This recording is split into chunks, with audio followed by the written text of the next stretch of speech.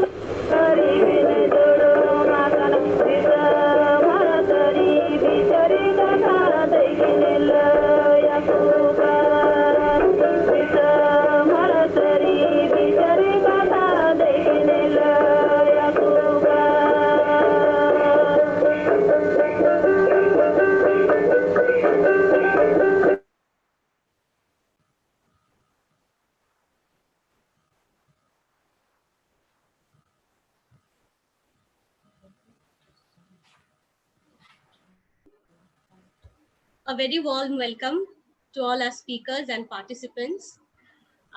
It is a wonderful get together, and this is an extension of the project undertaken by Jadavpur University, and it mainly deals with traditional Santali songs, collecting, and we are trying to archive the songs as much as possible, because as we know, we have been subjected to displacement for centuries, say, and people are scattered, our songs are scattered, which are much resource materials for writing, pedagogical, historiography, and so on and so forth. So I welcome all the speakers here today.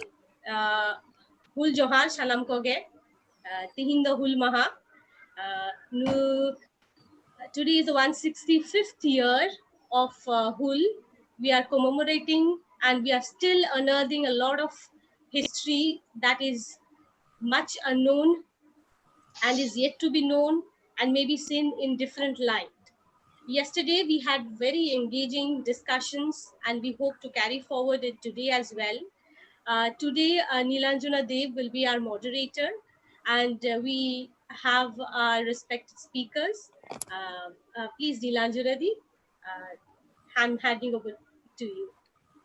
Thank you very much, Rahi. I'd like to say co-moderator because, as always, like yesterday, whenever there will be quotations or songs in Santali language, me being a non-Santali person and someone who has yet to learn the language, Rahi will have to translate for all the non-Santali speaking people listening today. Very warm welcome to everybody and Hul Johar. Um, Let us begin by acknowledging that the natural resources, the land, uh, in fact, all of the sort of resources, the natural resources that today we are enjoying belonged always with prior rights to the indigenous people of this land. That is something I have learned, that in Canada and Australia, whenever there is an academic conference, it is important to acknowledge this. And so we begin by acknowledging the prior and continuing right to the natural resources, forests of this land by the Adivasi people of India. I also wish to acknowledge on this day when we commemorate Hul that had the Hul not happened and had not other rebellions by uh, you know peasant and Adivasi populations of India happened, uh, perhaps the first war of independence and later the freedom struggle of India itself might not have received the impetus that it did. So, in a sense, we owe the fact that we sit in a free country today to the inspiration provided by the whole, the sacrifices made by the Santals and other indigenous peoples of India.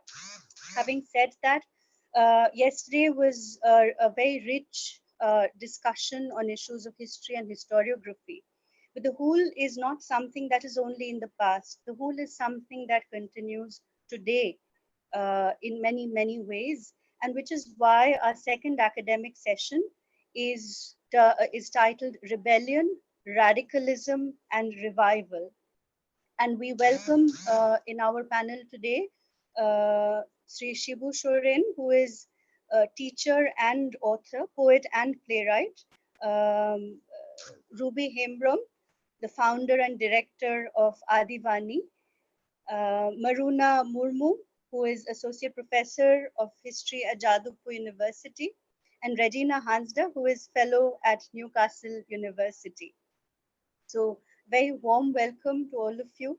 And I, along with all of us listening in today from many parts of India, indeed many parts of the world, we look forward to learning from you about the pool and how it lives on even today. I would like to first invite Sri Sibu Soren who is a teacher and author. He is, even though he's a teacher, his passion lies in writing, in his creative writing. He's a poet as well as playwright. Some of his published works are Hul Mit Kechak Tulur, Rebellion, One Slice of Love.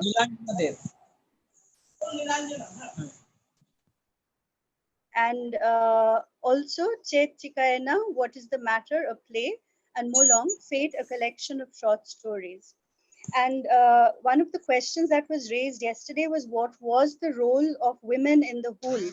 And I think that he's going to be speaking on that today. We look forward to hearing you speak, Shibuda. Shibuda, please unmute yourself.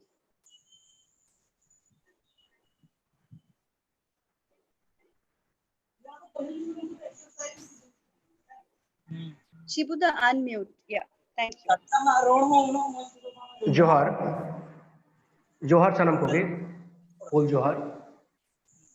Johar to all of you.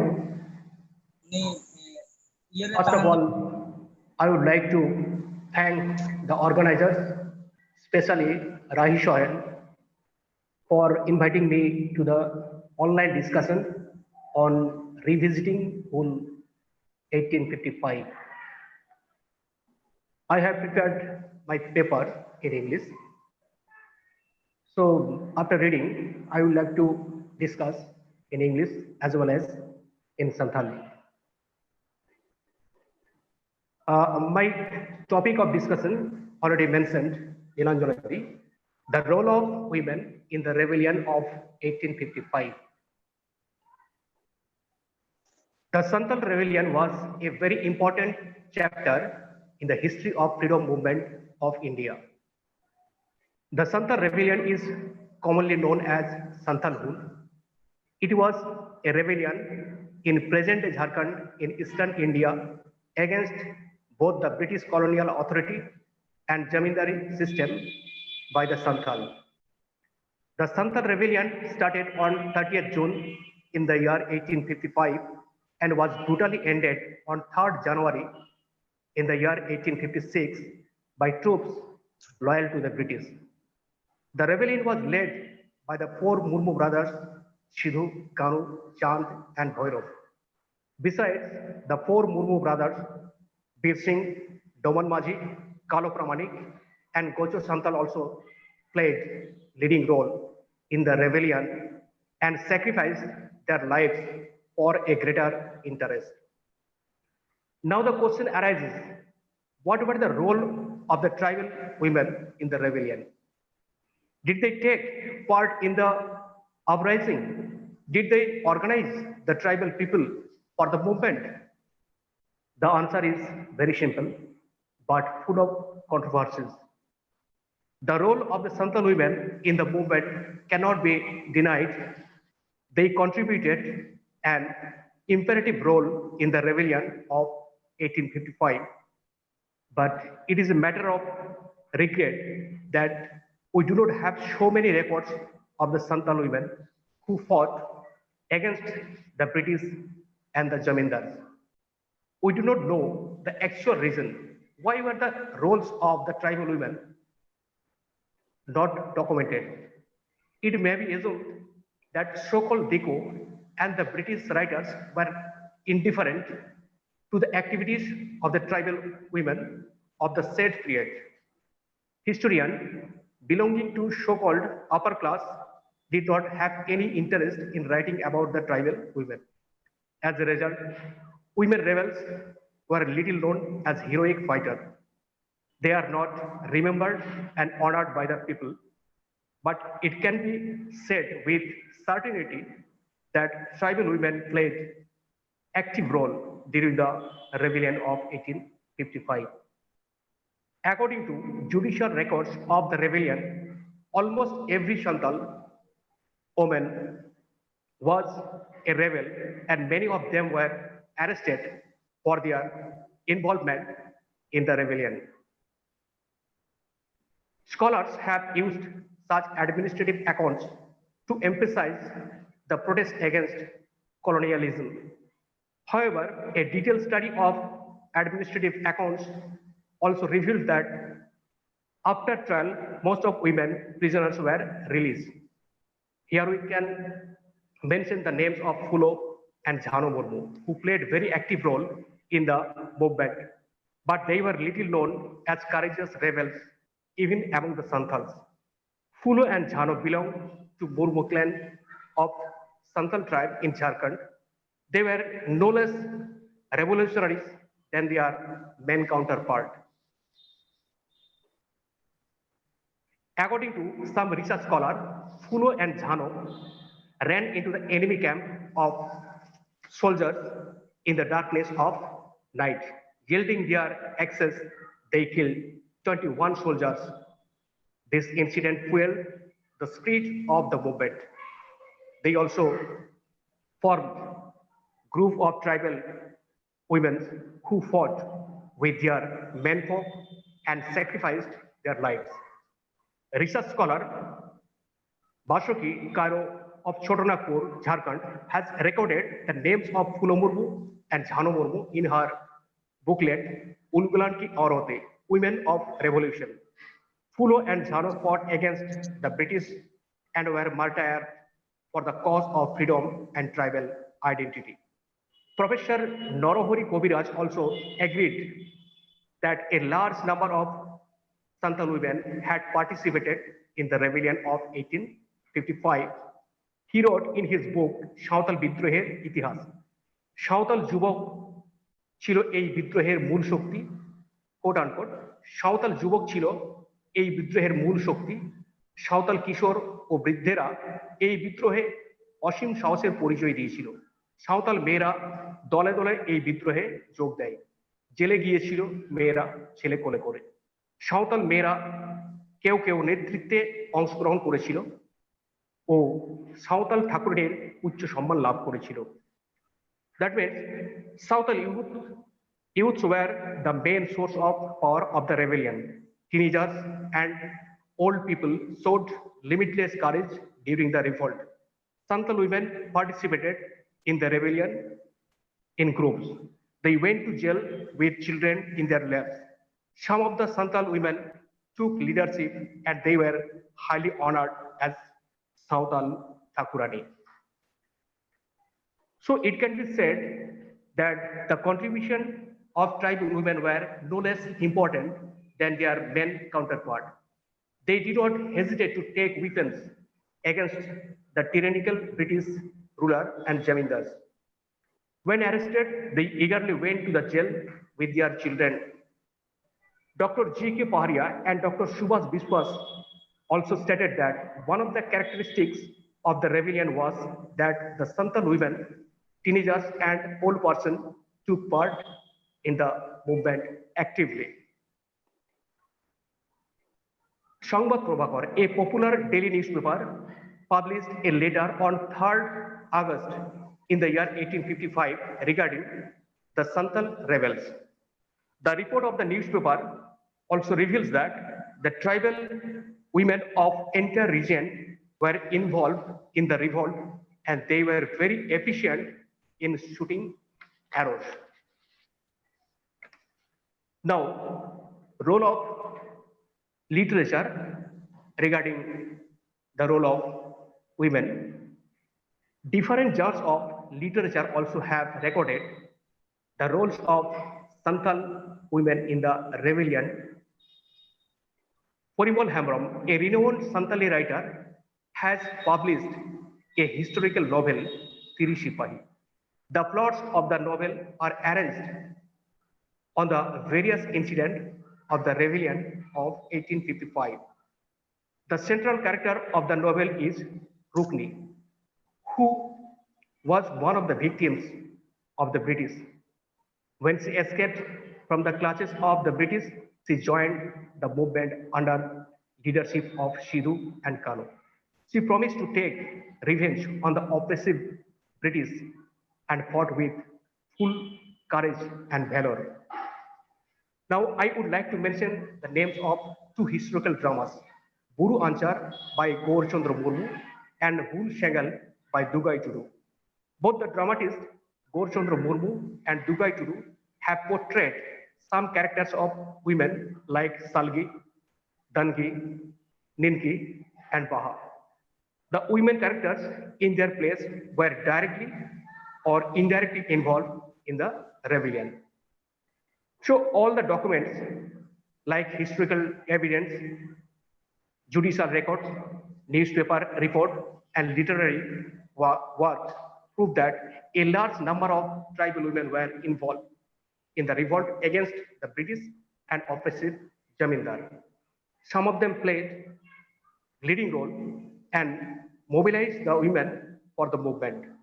Though there are some controversies over the names of the women rebels, it is obvious that the tribal women participated in the Santal Hul and fought vigorously against the tyranny of British and Jamindars and sacrificed their lives for the cause of freedom and tribal identity. Now, I would like to say something in Santali briefly. Jaha katha inyak paper talate jahan layan je jaha hul tehin kon aima serma laha ja ehab lena 1855 সালে নোয়ার যেমন আবু ফুল যাহারে সিধু কোনো চাঁদ ভৈরব কালো প্রামাণিক বচো সান্তাল থেকে আইমা আইমা আবরণ को select लेन उनका की आबरन तिरले को सेलेक्ट लेना एवं হয়তো আইমা রেকর্ড থেকে उनको কথা হয়তো বাবন জামা কথা ওনা তো হয়তো আইমা রকম ভিনে ভিনে কারণ গে তাহে দাঁড়াওয়া যেটা उनको রেকর্ডস বনু কথা মেনখান আবরন তিরলে হ যে ওনা লড়াই को सेलेक्ट लेना नोआ दो मिद बार पुथि पतब रे जब मेना न्यूज़पेपर रिपोर्ट पर मेना किछु हिस्टोरिकल एविडेंस मेना जुडिशियल रेकर्ड्स मेना लॉ को तालाते अब नेल जामना उनको को सेलेक्ट लेना जेलेका जुडिशियल रेकॉर्ड रे नेल लेना जे आइमा ओडे बिचार आचार आदालतना रेकॉर्ड करे दोले रे मेना जे आबरन आइमा तिरले हपन के ओडे को सेलेक्ट लेना एवं वहा बिचार टाइम किछु को दो उनका लेका आरा लेको को किछु को उनका जेल हो लेना उनका की नरहरि कबिराज कथा लेकाते जे जेमन आबरन परा को सेटल लेना कम बयस से उनका लेका आरहो बेस किछु आइमा आइमा तिरले को ओडे को सेटल लेना से को लड़ाई को एहब लेना ओडे को सेलेक्ट लेना साव सावते आकरन गिदे को आते उनको जेल को चलाव लेना एवं मिद बार तिरले हपन को लड़ाई खतिते से नोका लेका मिटे लीडिंग रोल हाताव खतिते उनको दो सावताल ठाकुरानी लेकाते हो उनको दो उच्च सम्मान को जाम लेना ओना साव सावते अब जहां संवाद प्रभाकर कथा लैया ओडे हको रेकॉर्ड का जे आबरन तिरले हपन हो ओडे को सेलेक्ट लेना एवं उनको लड़ाई लेना एवं आइमा आइमा तिरले हपन को जेल को चलाव लेना एखन ओना मत को बांग एमन कि नय आबरन जहां को विभिन्न रकम ये को ऑल विशेष कायते आबरन गायन अनलिया को से आबरन जहां नोवेल को जहां लेके परिमल हेम्ब्रम जहां ऑल का 30 सिपाही नोर हो रुकनी जितुम ते जहां मिड कैरेक्टर उनी दो मेनली उनी चेता रे ओना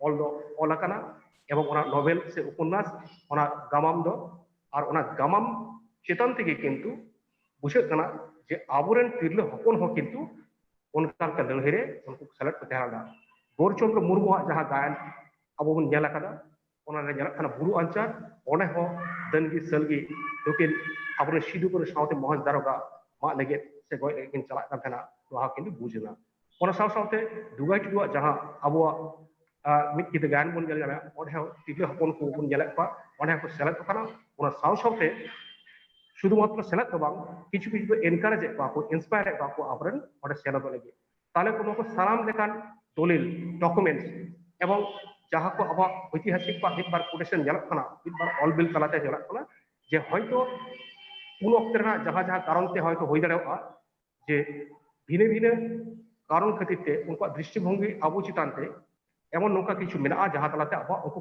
তিরলে को হয়তো রেকর্ড বাং হই এখানে মেনখান নয়া তো সরি কথা কানা सानाम लेकाना ये तो हो नितुम को चितान अकोय फुलो कना अकोय झानो नोना नितुम दा हान तन होय दरा मेनखान नवा दो सरी कथा आबरन तिरले हपन सानाम से लेकाते उनको ओटा को सेलेक्ट दिना और ओना सानाम सेलेक्ट रे उनको जमन को बड़ा कथन आकोआ जीव को आलाय लेगा आकोआ हासा लगे आकोआ रेजर लगे एवं आकोआ जा किछु रय प्रचलन बिरुद्धे उनको को लड़ाई लेगा एवं जीव को आलाय लेगा Mahatala Johar, Sanam Koge Johar, Negi Tahakana Ledo, Abong Ja, Ichu Eparana Kata, Rodabin Mitreda, Johar Armitum, Johar Sanam Koge. Thank you so much, Shibuda, for that wonderful talk. Very, very enlightening. We learned a lot about the role of women in the Santal Hul. We'll take questions all together at the end because we're having questions from all three media, from Facebook Live, from YouTube Live, as well as the Zoom chat room. So while we compile the questions, let's move on to our next speaker, who is somebody I have known and admired for a very long time. She is the founder and the person who is in charge of Aadivani, probably the first English language indigenous publishing house in the entire Indian subcontinent, if I'm not mistaken. Now, Ruby Hembrom is somebody about whom, I'm not sure how to sum up. There's so much to say about her, but apart from being the founder and director of Aadivani First Voices, she's a trained instructional designer, editor. Um, Her documentation initiative grew out of a need to claim Adivasi stakes in historical and contemporary social, cultural, and literary spaces and as peoples. She's the author of Adivani's Santal creation stories for children and the prize-winning Disaibon Bull on the Santal rebellion of 1855 to 1857. She holds a law degree from Calcutta University and a master's in education at the Indira Gandhi National University. In the context of her book, Disaibon Hul, she will speak on the memory and remembrance of the Hul. Over to you, Maroona. Sorry, Ruby.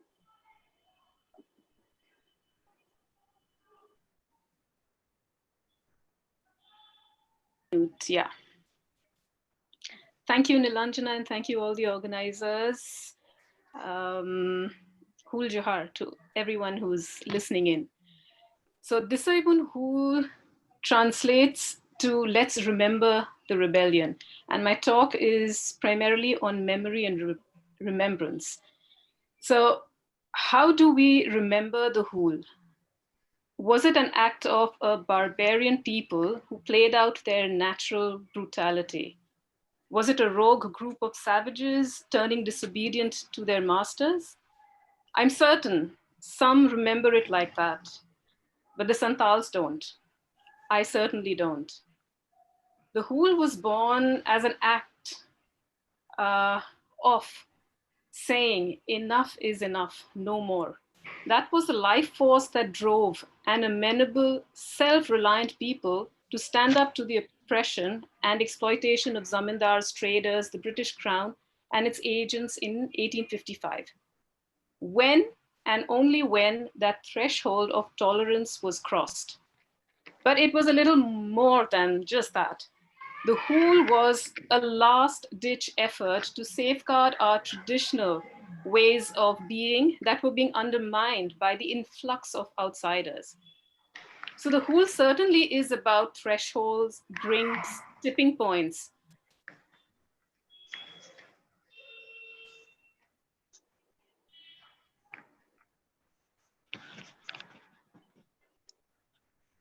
Please unmute yourself. Where did you lose me? No, it's okay. Just about a sentence ago. Yeah. So just to say that what really the Hul is, it is about thresholds, brinks, tipping points, but also about preservation of community identity and roots. The repository of memory, what really is that? So like Shibuda was saying, it's in the colonial military archives, the government files and documents of the trials of the captured Santals. It's in books and research papers and documentary films. It's in the songs and stories being passed down across generations through oral traditions. It's in the sites of the rebellion, the fields in Pognadi, where the call for rebellion first happened, the banyan tree in Panchkatia, Martello Tower in Pakur. But it's also in the Santal people as the carriers and custodians of this memory of the Hool. In that memory, we don't forget we are the descendants of a repressed people living in repression. Those of us ashamed of our lineage of struggle do not be so, because for me and for all of us, that's what it should be. Living as a Santal, an Adivasi, or a tribal is and should be an intentional, purposeful deed, an act of resistance, resurgence, and self-determination. My not doing that is disrespecting my ancestry, my being, and my identity. And the shame is actually on our government and its agencies who are to protect us and our lifeways and have failed us. Governance doesn't come from a document, a statute, or law. Governance is about relationships, and you know all too well what that relationship is. Manufacturing memory, who remembers? What's hidden in history, what's relegated to history. Memory is also about suppression and forgetting. We are told to remember and honor the Hool as a freedom movement from British supremacy, or something that triggered the First War of Independence. And in that narrative, we suppress that this started off as an uprising against the Indian zamindars, traders, moneylenders, and the police. In this nationalist remembrance, we are made to forget settler colonialism. Many of you may tell me that that concept doesn't apply to India, but not naming it or not having a name for it, or having another name for it, doesn't mean it doesn't exist. Are we to forget how the non-Adivasi Indian kings and queens of Murshidabad and a lot of places and other princely regions sent in large elephant cavalries to crush the rebellion? Should we forget that the Santals, on gathering at Panchkatia near Bhognadi on 30th June 1855, had decided to first walk down to Calcutta, 300 kilometers away, to present their grievances to the British, their way to claim their personal and community freedom? The large gathering distressed the police, and attempts to disperse the crowds resulted in a clash, which quickly escalated to the uprising as we know it now. They never made it to Kolkata. Instead, Kolkata and the British Army, with their guns and arms, reached them. Remembrance is a form of seeking accountability for settler society. In the very large public celebrations at Bhognadi, if anyone of you have been there, you would see and know what it is. And elsewhere, collective remembering, bringing intensely personal memories, experiences, trauma into the public arena, is not just to recall a luminous moment of attempting emancipation, but a dark moment in history for the oppressors too. Only if they knew that's what we thought they should feel about it. Not only dark history for the oppressors in the past, but of the present as well. The Hool for the Santal people is also one of loss of the lives and lifeways, and though it yielded in administrative reorganization, they weren't the victors. We weren't the ones on the winning side. Do the victors remember the oppression and brutal suppression of the Santals in the Santal rebellion? Like Sibuda has said, the memory of Hool is masculine.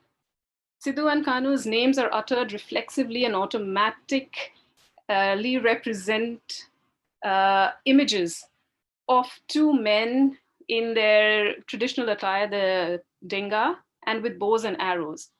It's just something that's reflexive. There's nothing we can do. That's the first image that comes to our mind. But Sidhu and Kanu, like Shibuda also said, and a lot of us know the story, were but two brothers of 6 siblings, including 2 sisters, where dormant memories of Pulu and Janu, whose songs and laments were passed on through generations, but not really their place or rightful place in history. So this is also a history where sacrifices remain nameless and faceless. And then you would also see with all the tech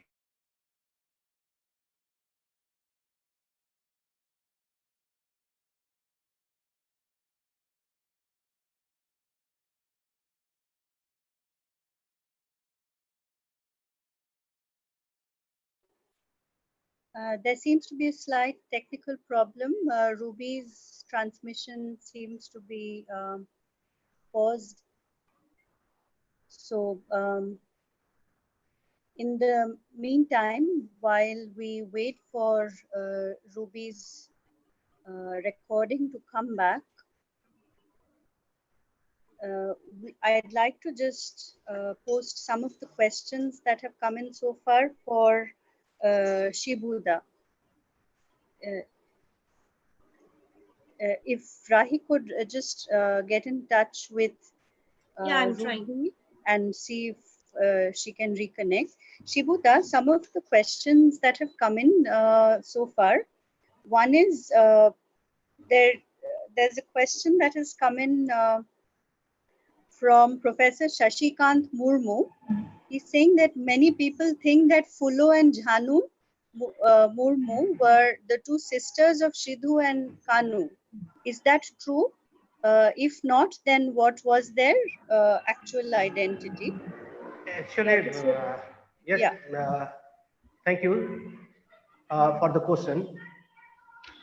Actually, here a research scholar, Bashwati Kairo, according to her records,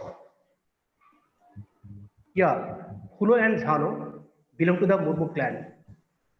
That may be just he didn't mention, she did not mention in this book clearly whether Hulo and Jhano were the sisters of Shidhu and Karo, but only he mentioned here they belong to the Murmu clan. So it is not clear. It may be, but it is a controversial question. Maybe they belong to Murmu, but exactly they are the sisters of Shidhu and Kanu. We cannot say it clearly, but they belong to Murmu clan. Yeah, Shidhu Murmu. As we say, Shidhu Murmu, Kanu Murmu, Chand Bhairav Murmu. So when we see Fulo Murmu and Jhan Murmu, and people think that yeah, they are the sisters of Shidhu and Kanu. Okay. There are many more questions already pouring in. So we'll, in the meantime, while we wait for Maroona, oh, I'm so glad to see Maroona. Welcome, Maroona. It's wonderful to see you here. It's you've been very busy with relief work for Amphan victims, and we all admire the immense amount of work that you've put in for the super cyclone victims. So today, since because of technical reasons, Ruby's transmission isn't coming through, I think that there are more questions, of course, for Shibuda and for all the panelists regarding the role of women and so on. But we can take them at the end. And for the time being, then we'll move on. If Rahi is Yeah, Ruby is just joining us in another 2-3 minutes. So perhaps okay. we can address 2 questions and then Yes, till she yes, comes yes. back. Great. So, Shibuda, there's one more question that has come in regarding the role of women. This question is that since Santali women were much more active in the whole, in the rebellion than, in other rebellions in India against imperialism or oppression, why is there such a big gap in history? Why is there such a silence, a gap as far as, telling the stories of the women in the whole is concerned? What is your opinion? Actually, I think, especially for Santal or tribal women, actually most of the historians were from so-called upper class. Okay, and upper class people wrote the history, and their attitude towards the Santal women was not very liberal. And most of the historian, I think, they have written down about their own history, about the history of the upper class. And so I think this attitude of the Deco writer and the British writer also quite responsible for not recording the activities of the tribal women on Santal. So even not in the past, even we nowadays we also can see there are lots of Santal women who are doing very well job in various fields, but their names or their activities are not recorded, and even the mainstream newspaper also not give focus on their activities.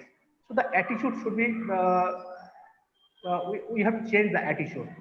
And most of the historians just we focus the mainstream people, the activities of the mainstream or so-called upper class people, and we are just uh, neglecting the Santal women or tribal women, and just Shunibala Hansda, athlete, a famous athlete, and Momota Murmu from Asansol, a talented cricketer. But we are not focusing their talent. So I think the attitude was responsible for this type of fact. Yes, thank you so much, Shibuda. And I think that Ruby has been able to reconnect.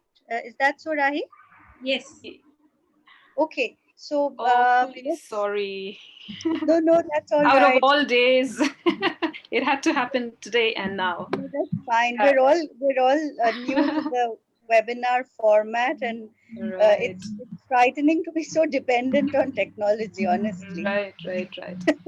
So to carry on, you were talking about how it's about, you know, even today if we if Santal communities and other Adivasi communities do not carry on with the act of resistance, then they are dishonoring their ancestors. You had stopped at heard up till there, yeah. Oh no. Did you get the part about the accountability for settler society? No? Yes, the word it would be settler good if you can, yeah. Start from there, yeah.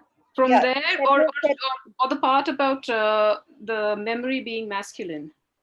Yeah, we heard about memory being masculine. Okay. Yeah. So then I start from there, that bit? Yeah. Yes, please. Yeah, okay.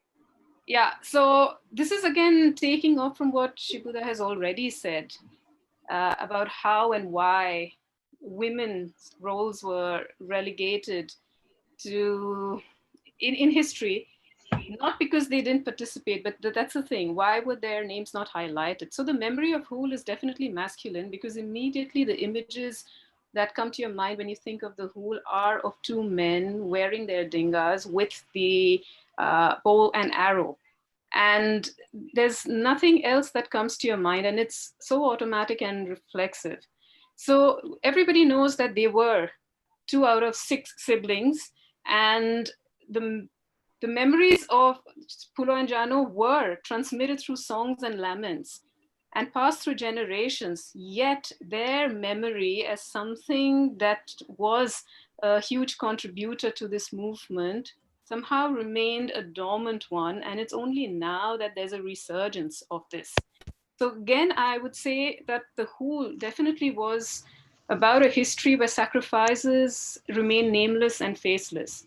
And then also with the documentation, it's been mostly men documenting the Hool. So when you look at books, when you look at the documents, whatever's in the archives, and also then it's not Santal women really doing it. I heard one name when Sibu was talking about a novel being written. So there's very little that Santal women have actually done here. Moving on to the next part of memory and remembrance, what helps us remember? And I think it is also an extension of triggers and a preservation of trauma. So what helps us remember, people would automatically perhaps say mnemonics, but for the Hool, we say triggers. And these triggers actually play out on our body. So it's physiological and emotional. For an event that was 165 years ago, something that we didn't even live through. But it's almost like genetic memory that becomes muscle memory. And this can be triggered just by reading or rereading texts. Talking about them definitely does. Seeing visual representations of the suppression or the large scale brutality, it does that. So when I was working on the Disaibon Hul book with Hembrom to do, we reread a lot of the texts that were available, and it was just so hard to go through those books. Often I would receive a call from him at 2 a.m. in the morning, and he would be like, I can't believe our people had to bear all of this. And what does that do to you? It is triggering. And and if any of you have been to the annual commemoration of the Hul at Bhognadi, it has thousands of people congregating, dressed in their traditional attire, beating the Santal drums, singing, sloganeering, and dancing. And the beats of the drums give me goosebumps, only when I hear it over there, actually. Because it is said of the Santal rebellion that every time the drums beat, the injured Santal warriors stood up and fought. Commemorating and celebrating is an act of never forgetting. So as June comes to an end, not this June, along with the sweltering heat and the keen anticipation of rains, Santal Parganas, Jharkhand awakens to the sound of these traditional drums and chants of hule hul, hule hul. The hul is a celebration of dignity for me. It is this dignity which made them rise in rebellion, this dignity which made them accept the consequences of it. And when tens of thousands of Adivasis were sent as a punishment to Assam to work in the tea gardens, they went in dignity.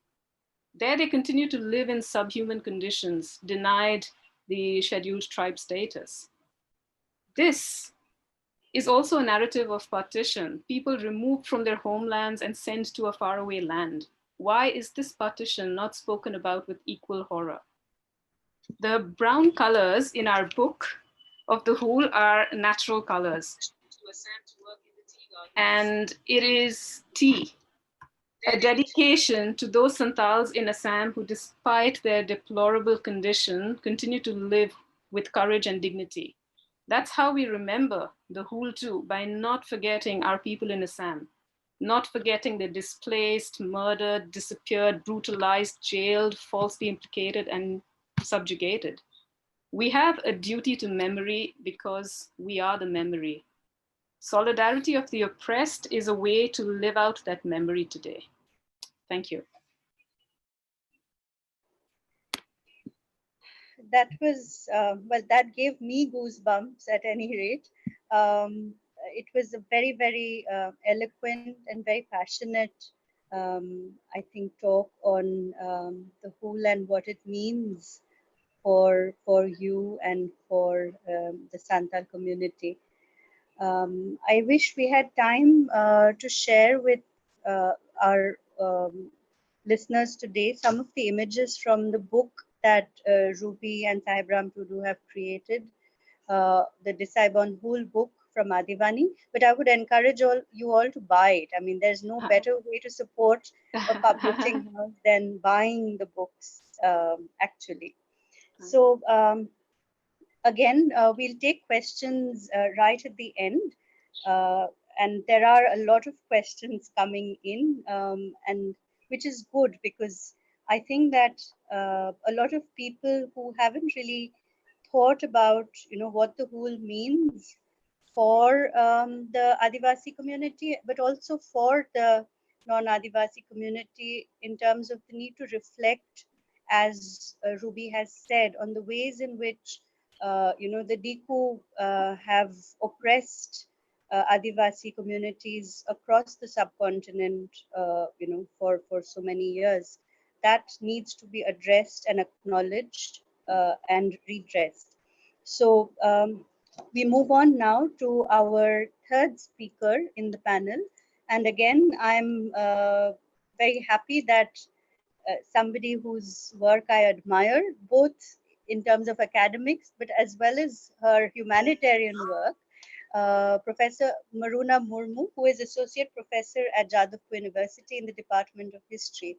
Professor Murmu is somebody who has published widely on her areas of expertise.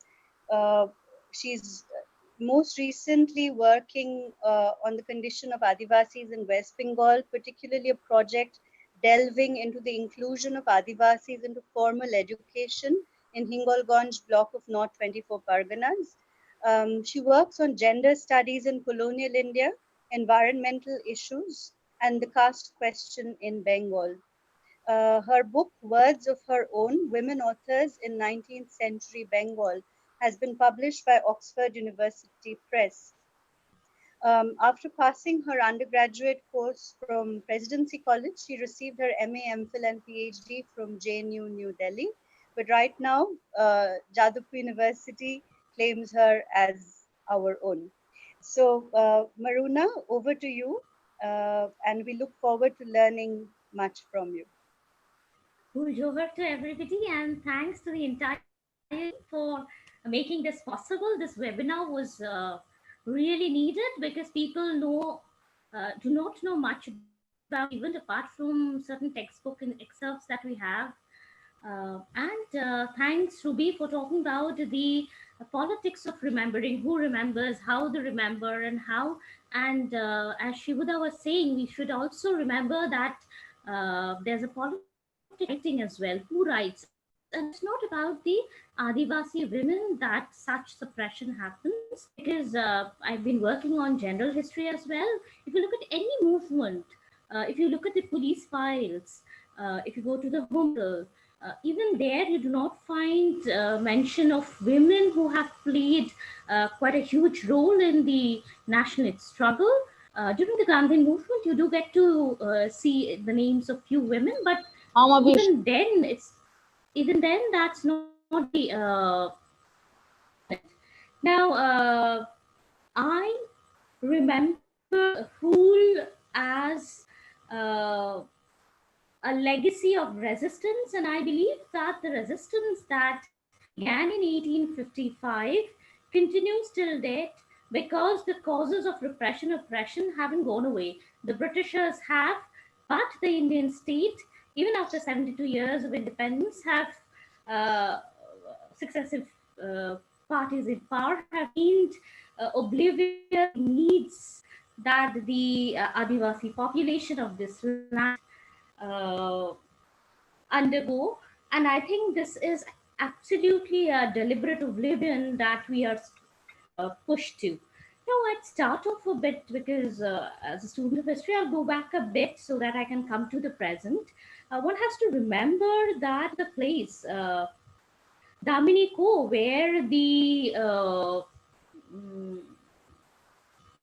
school started off, was not the initial place where the Santals resided. In fact, invited to Damini by Lord William Bentinck, promising 3 years rent-free habitation, and then after the land was settled, it was believed that the British government went on increasing the rent. Now, Santal, as they had actually cleared the land, they believed that this Damin land would be a Santal Raj. They had reclaimed the land, and in the memory of the Santals, there has been a constant dream of it, because they have been subjected to migration, forced displacement, continuous displacement in their memory from the land of Chai Champa to the Shikar country. So when they settled around Damin, they thought this could be Santal Raj. But unfortunately, as we know that there were we had Dikus. There was a collaboration between oppressors. The Dikus, those are the money lenders and traders, businessmen belonging to the Bengali community, the Biharis and the Odia businessmen, and there was extortion to which extent. If you look at the causes recorded by the British administrators for the whole, one would find reasons such as prevalence of falsehood, corrupt government clerks, oppression and cruelty of the police, the negligence of the administrative officials, the British administrative officials, the extortionate money lenders who gave out loans at luxurious rates of interest. Then the rent was not paid off. Cattle lifting on non-payment was a regular practice. Then we also see that certain people, when they could pay the rent, they were turned into personal and hereditary labors, kamiyas they were called.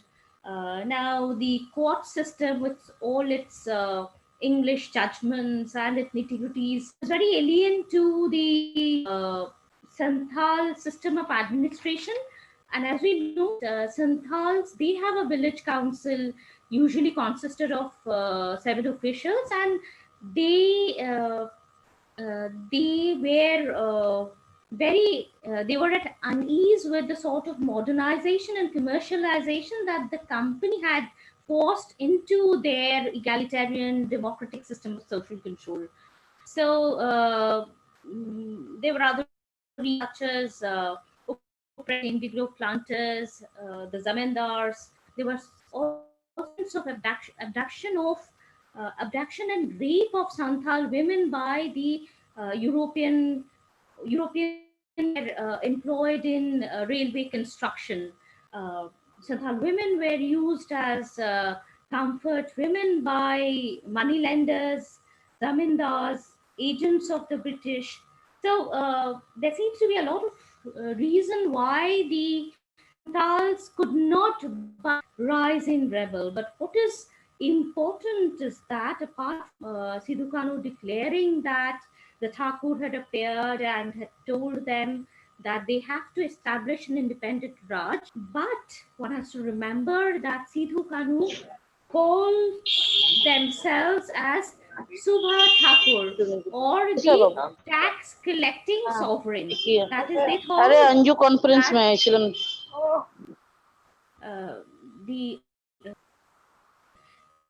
so the Santals felt that in the Dominico area, the entire should belong to the Santals.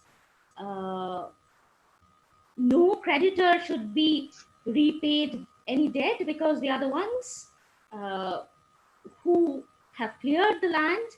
They also felt that the houses of the Mahajans that were on the Dominico should be burned. They should be expelled because they have exploited the Adivasis. And as Ruby had mentioned, this was a debate.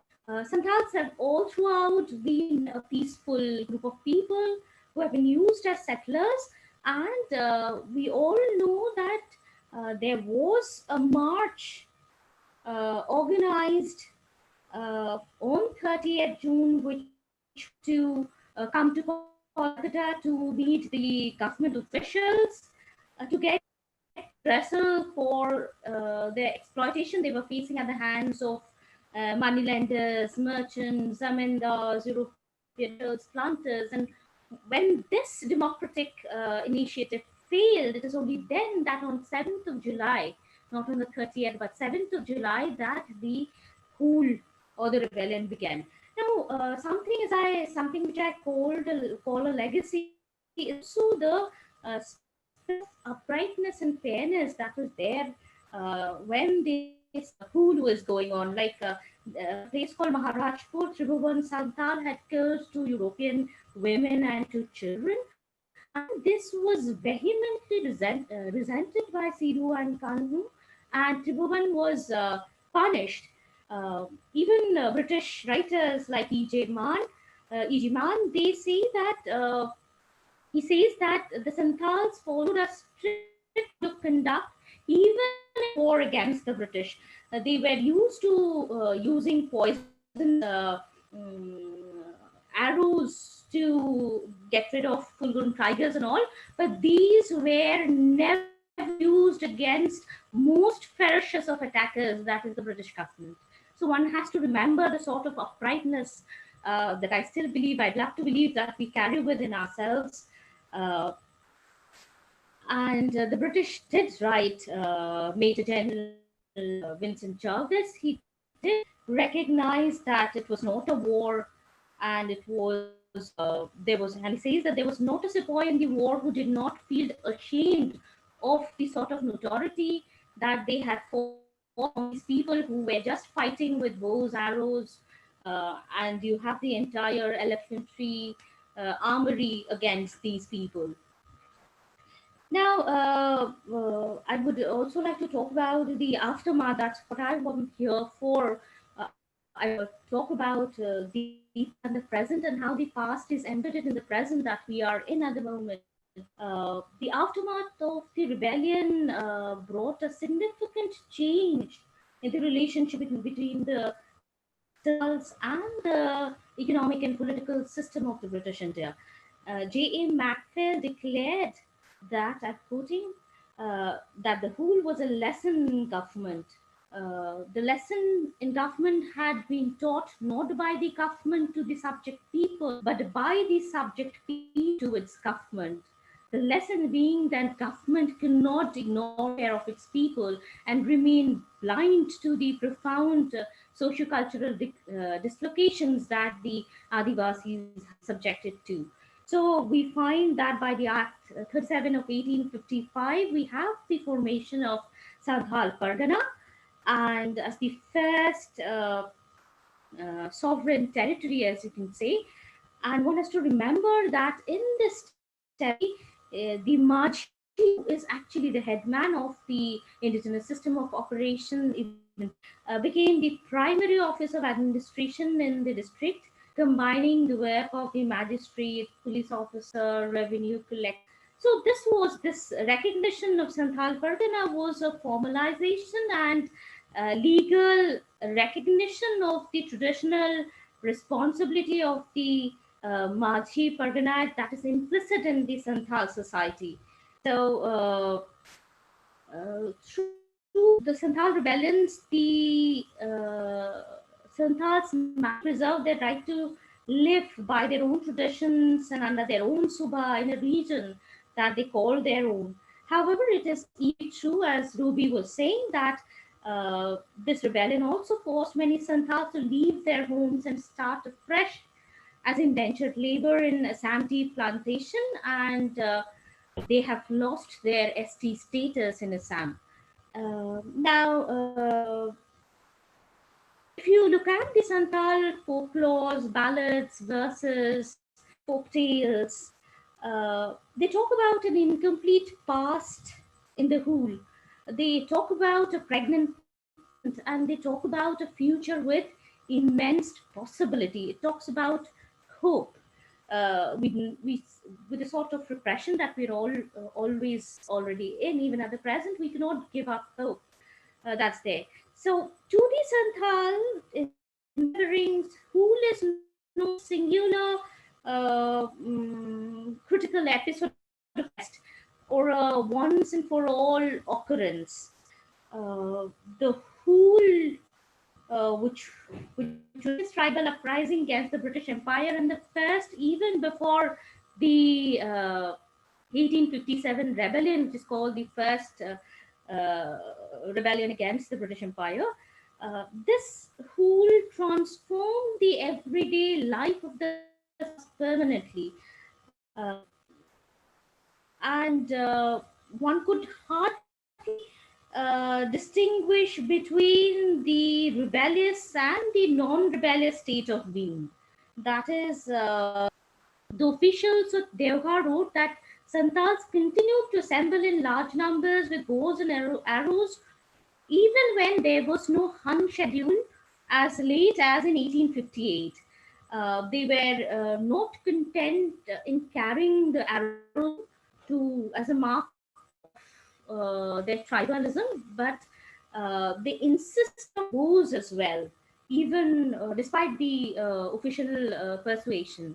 So armed existence became an everyday condition, and that was incorporated in the Santal consciousness as an altered state of being as a result of the rule.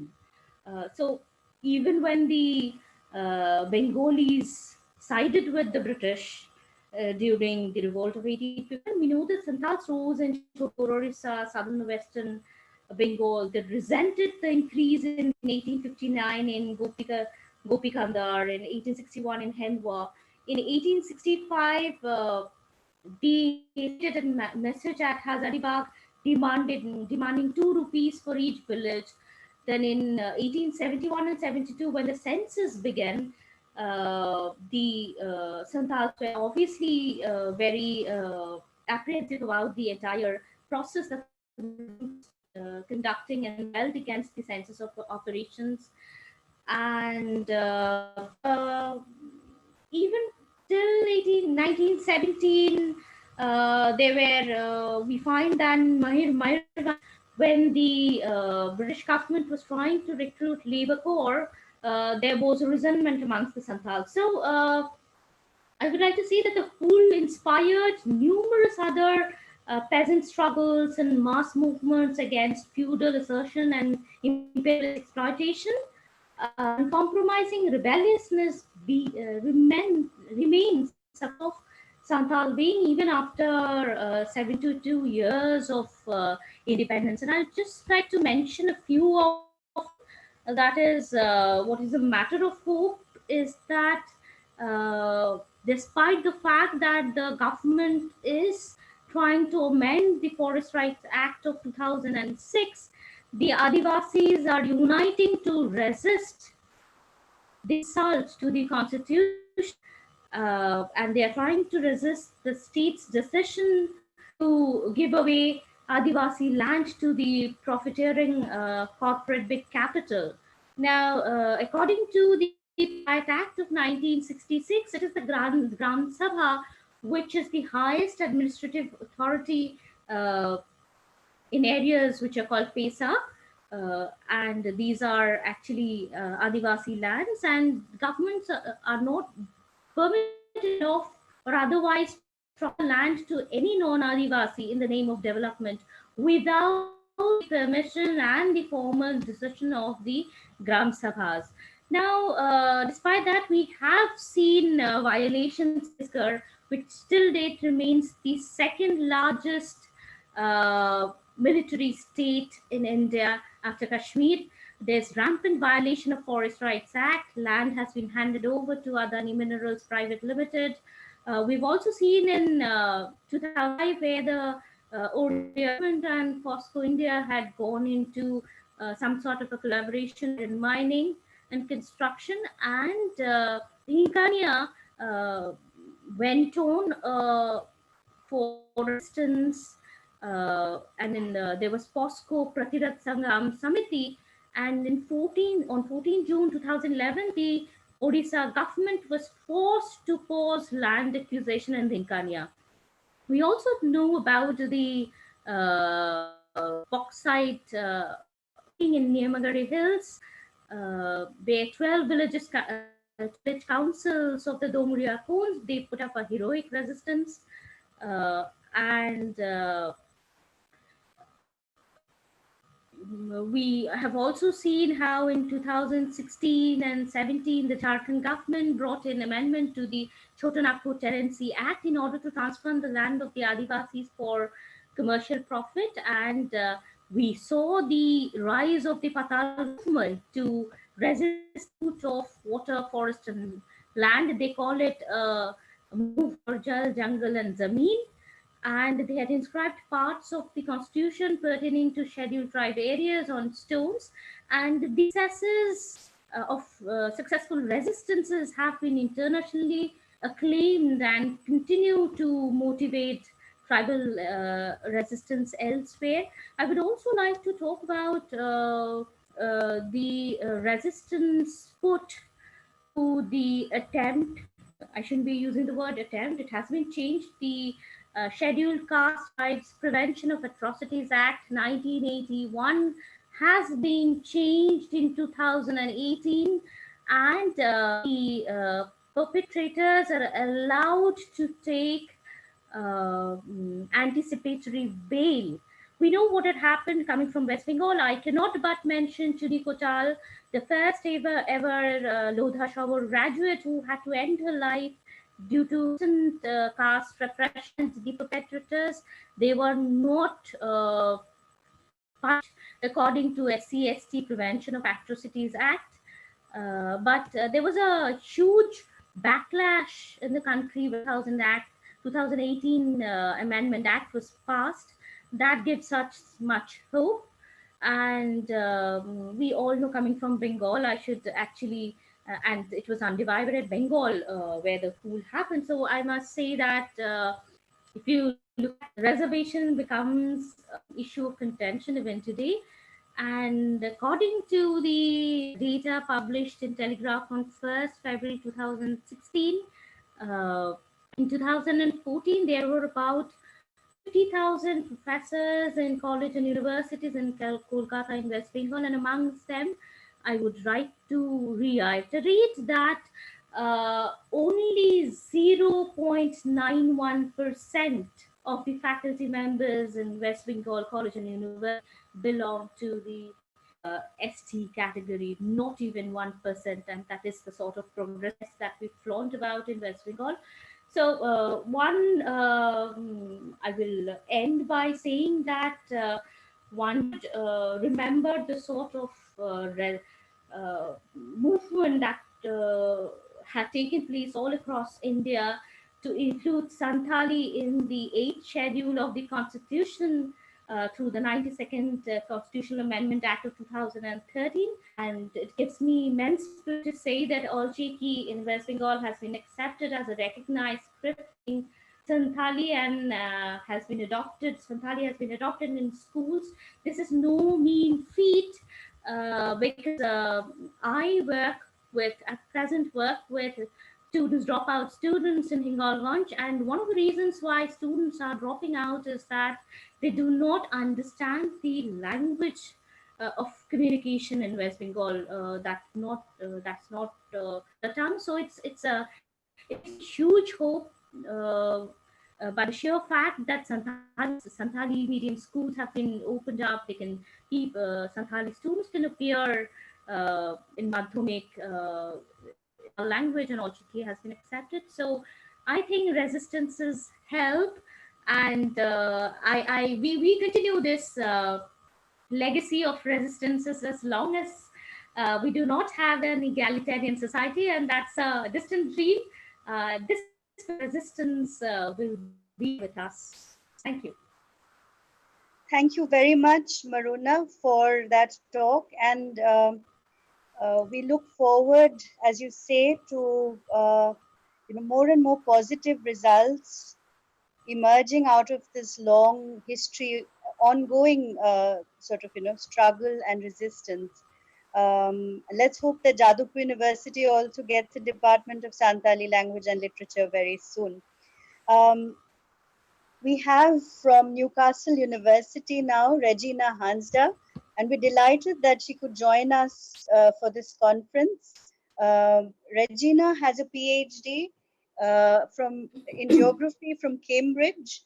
She's a human geographer with an interdisciplinary background and water background, natural sciences, management, and the social sciences. She has worked for more than 7 odd years in the rural development sector on issues of rural livelihood, climate adaptation, community-based natural resource management, indigenous knowledge systems, medicinal plants conservation, among others.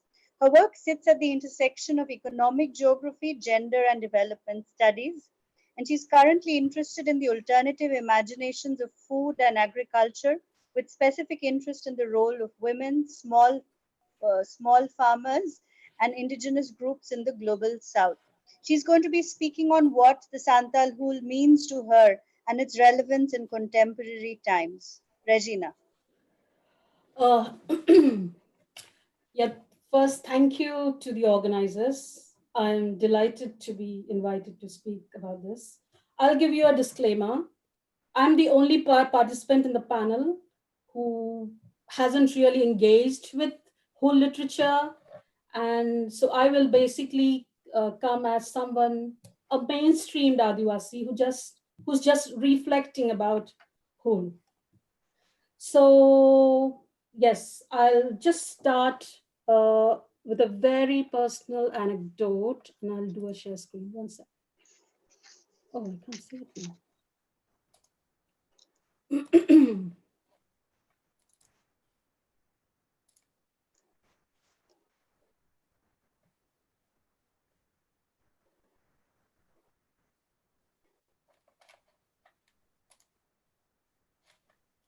Sorry.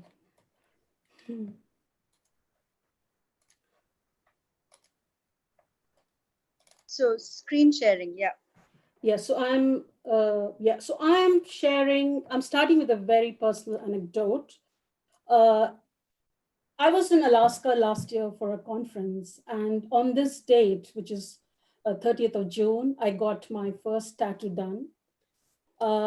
Since it was my first tattoo, I wanted it to be special and memorable. And as I show, this is what I etched on my body.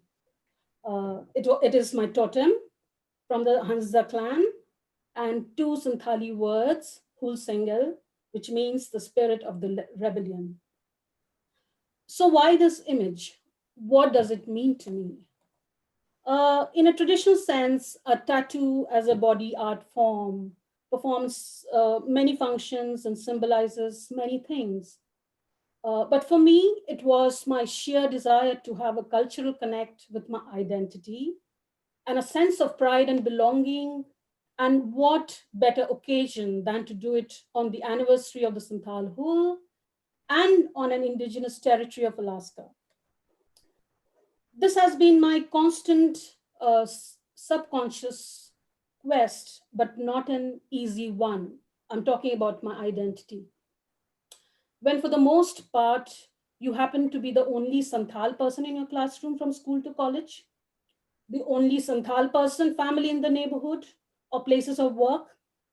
In such a scenario of dislocated living, having a sense of culture, community, and consciousness becomes a difficult quest. I mean, we did as childhood heard about Sidokano universities or a statue or you came across a road when we went to our villages, but it didn't occur as as the importance in our lives. It's only the recent reflections. So for me, the word Hul Sengel seemed to be a powerful reminder of my identity, our political heritage around resistance. And I needed it more in the contemporary times when there is erasures and everyday oppressions by the state in a very brazen manner.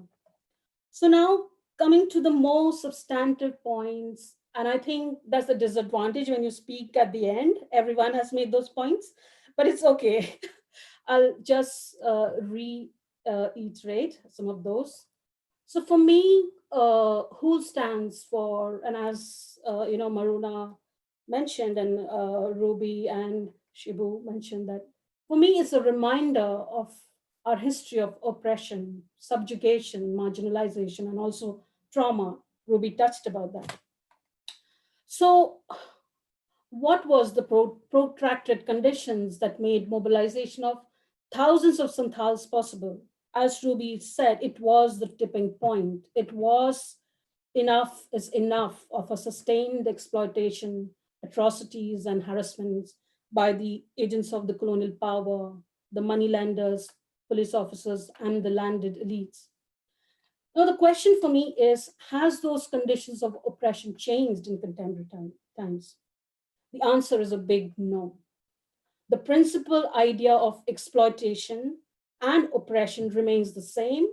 However, the modes and forms of those oppressions might vary. For instance, courtesy the economic growth model we have espoused post-independence, and especially post-liberalization, Adivasi people and the lands in Schedule 5 areas are witness to everyday assault by the state corporate nexus. The structural violence of the Indian state around resource politics mimics the structural violence mediated by the colonizers during Hull Rebellion. As there is and there was no shame in descending heavily with the full might of the state to dehumanize, displace, and dispossess legitimate Adivasi protest under the trope of legality, illegality, legitimacy, and illegitimacy of claims around resource access and use.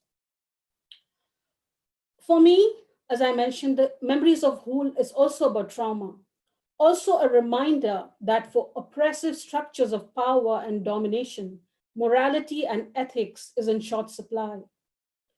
The Britishers not only killed the last man standing through the modern artillery, they also destroyed Adivasi homes using elephants, courtesy the loyalty of the landed local elites.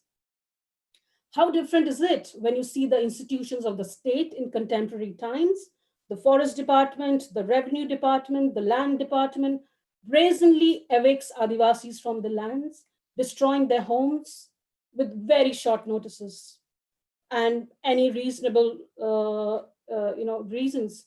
How different it is when Adivasi themselves are bought in and co-opted based on the narratives which the patriarchal Savarna state effectively weave in and propagate. How different it is when institutions of justice, the apex court of India, entertains petitions that could potentially evict hundreds of thousands of Adivasis from the land. It is on stay order, but I mean, something as brazen as that was entertained, and we still don't know millions of people could be evicted. It depends how that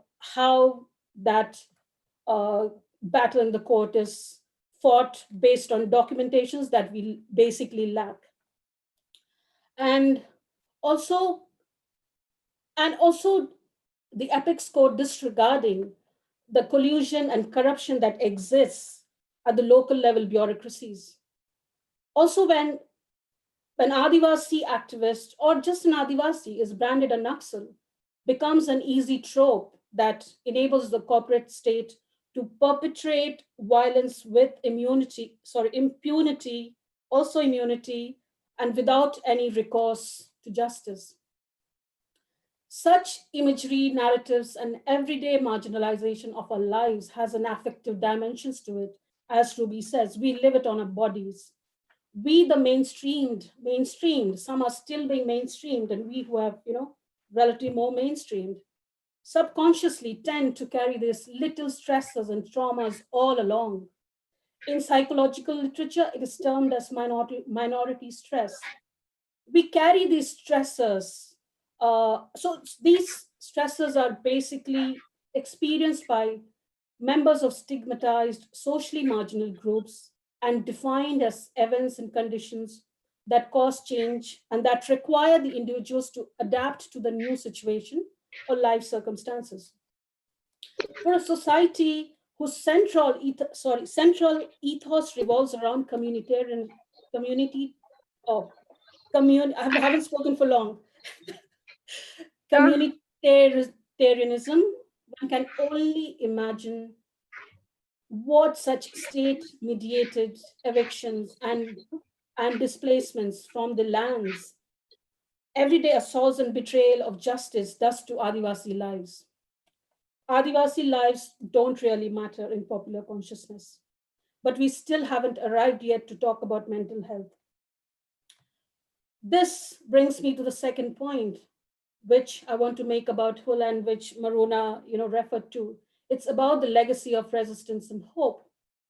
In our contemporary depressive times, politically, socially, and economically, when there is hopelessness all around, Hull reminds us about the importance and value of resistance, no matter how powerful the structures of oppressions are. The Pathalgari movement of Jharkhand, the articulation about food culture and resistance around certain meat consumption, say, for instance, an ordinary school teacher, Jitrai Hansda, are excellent examples of everyday resistance in Scotian sense. But we also have to remember what is happening, in Godda district in Santal Parganas with Adani power. And now the coal block allocation through brazen manipulation and narrativization about self-reliance. That legacy of resistance has to and must continue because for the oppressed group, resistance lies in hope and not in compliance. Now I come to the third point, and it might seem like a rant, but it's okay. And it's about politics of knowledge. And I will begin with a provocation or erasures and Adivasi invisibility. And some of you have alluded to, some of the speakers have alluded to. My school history book did not even have a school footnote mention of Santal Hul and other subaltern resistance against the colonial power, depriving us a sense of place, pride, and belonging in the history of India, depriving us to have tropes or concepts to be able to talk and engage with our mainstreamed peers. Like I took pride in knowing that a freedom fighter had passed a civil service examination. I took pride in that because that is what was drummed in my head. Knowledge production process has remained and continues to remain largely a Savarna pursuit. Is it a surprise that for a population of 6.5 million Santals, as on 2013 data, we do not have a Santal academician, and with all due respect to people in the panel, who could speak authoritatively and who is well received in the academia? And yes, so concerns about our own history and culture.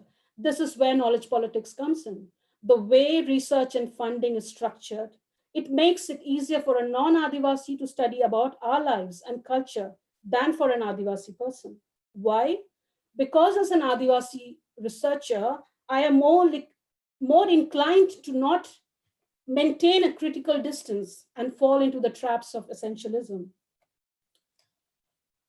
And critical scholars in some of the sciences disciplines argue that essentialism underpins indigenous discourse in politics.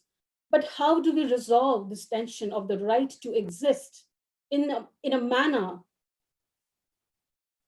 right to exist in the manner an individual or a community historically has and has a constitutional right to, versus the trap of essentialism? Here, I would like to go back to the fundamental question as to what was the trigger point for Santal Hul. What was the need for a remote group living on the margins of the society to confront and challenge the oppressive regimes of the British? It was the simple desire to hold on to the territory, to the simple self-reliant ways of living and existing in harmony with nature and the spirit and the spirits.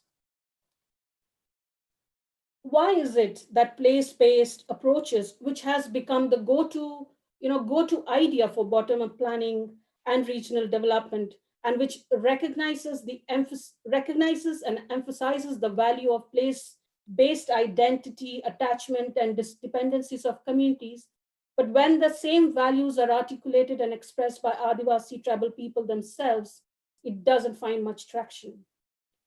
Why? Because it contradicts the development narrative or the extractive relationship which the state corporate nexus has with our natural resources.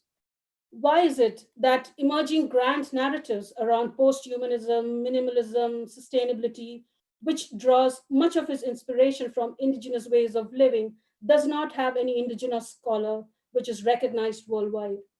Why do I have to read Barad and other post-humanists?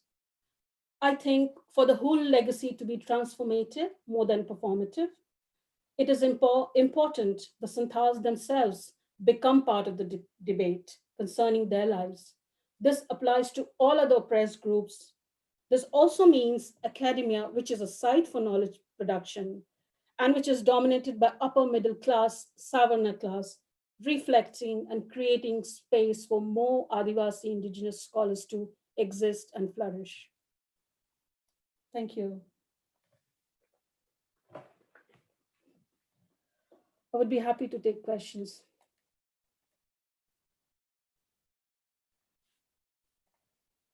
Indy, please unmute yourself. Yes, thank you. Yeah, technology. Sorry. So thank you, Regina, for a very inspiring talk. And I think you made a very important point about the need for Adivasi intellectual leadership in the academy. The fact that, all the theorizing and all the sort of, framing of narratives in the academy happens in a space of extreme inequality. I mean, there are power inequalities within the academy itself, which need to be addressed. And we look forward to more leadership, indigenous leadership in India, as is happening elsewhere in the world as well. So we come to the end of the four talks in today's panel on the legacy of the Hool. And a lot of questions have come in, which I'd like to address. Some are addressed to specific speakers and some in general to all the speakers in the panel. So to start, Pankaj Soren asks a question which is addressed to all four members of the panel. So any of you or all of you can take it up, which is that how were women, Santali women, involved in self-governing institutions within the community alongside their role in the whole? That is the question from Pankaj Soren. Would any of the panelists like to take that?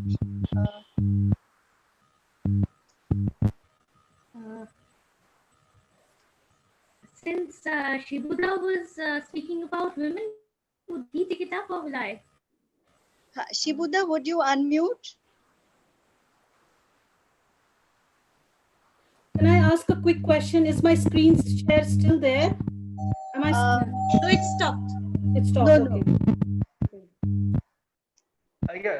Nilanjana, please repeat the question. Yeah, the question is that alongside the participation of Santali women in the whole itself, what was the role of women in the self-governing institutions of the Santali communities, in the self-governance? Yeah, actually, self-governance is not possible in the. Shibuda, you're audible.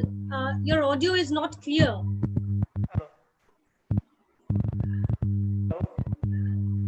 थोड़ा microphone सामारे अगुले Khan आजो मोआ. Hello. Ha. Hello. हाँ आजो मोकन.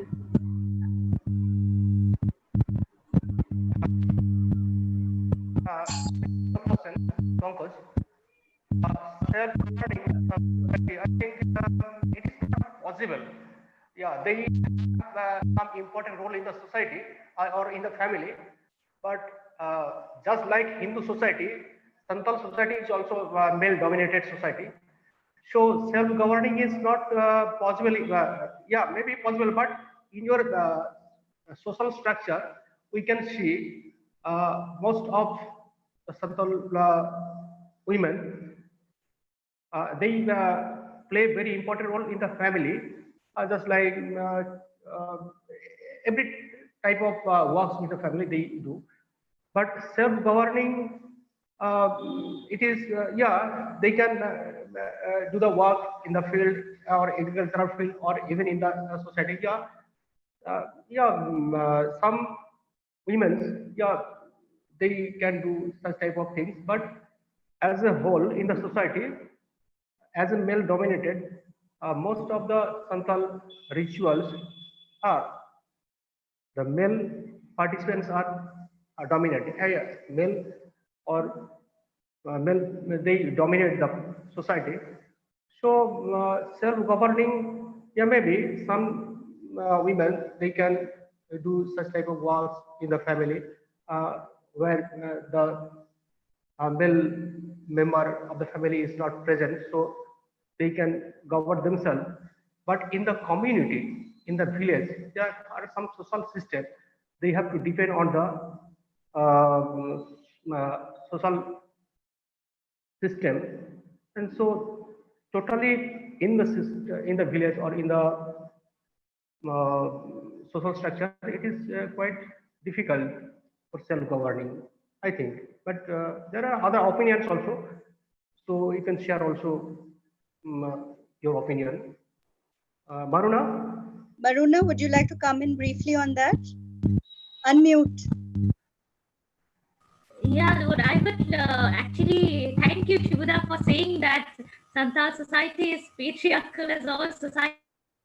I have nothing much to add. Actually, it's a replication everywhere. It's not about Savarna or the Adivasi society, but Indian society would. I'd like to generalize and say Indian society is and happens to be patriarchal, and that is also in case of Santhal society as well. Yeah. Okay, our next question is addressed to Ruby. Ruby, are you there?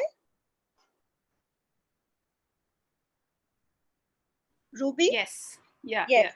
Yeah. All right. So, Ruby, the question here is that how is 21st century Adivasi literature, if your opinion as a publisher, different in tone from earlier generations, of Adivasi literature?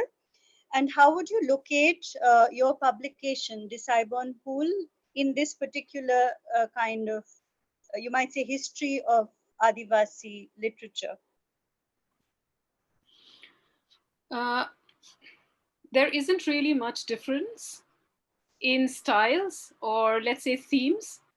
And also we are playing to the gallery by only writing and speaking about ourselves because that's the expectation. I mean, the moment we write about other things, people get surprised. So as Adivasis, we're expected to only write about Adivasi issues. And really, we're not supposed to have an opinion on politics and other things. But I would say the difference comes with the exploration of other languages. So with formal education, you have us having access to other written languages or spoken languages. I mean, let's say the mainstream languages. So the modes in which we are able to express ourselves changes.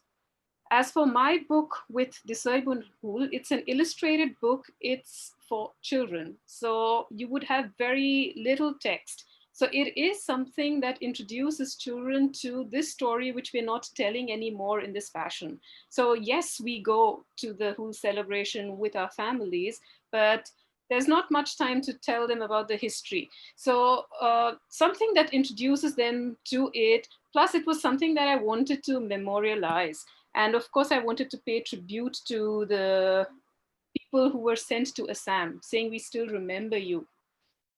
Now, if you look at the materials that are available, they're all very, very difficult to read. Okay, so many of them are, there's information on police proceedings and all of that, so military records.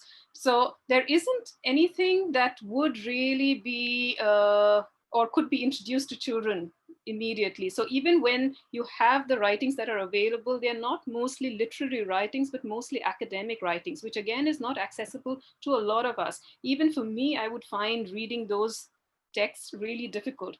So for us, we're slowly breaking that form and trying to introduce the whole in more relatable ways, a way to inculcate or relink ourselves to our ancestors. So that's primarily what it is.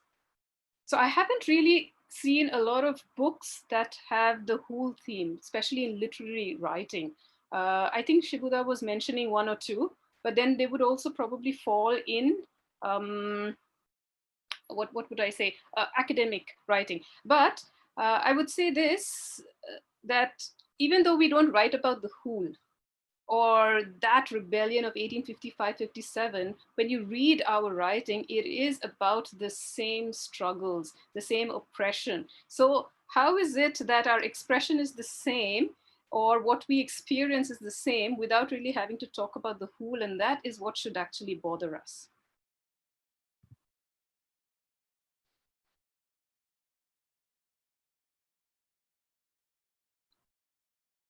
I can't hear you.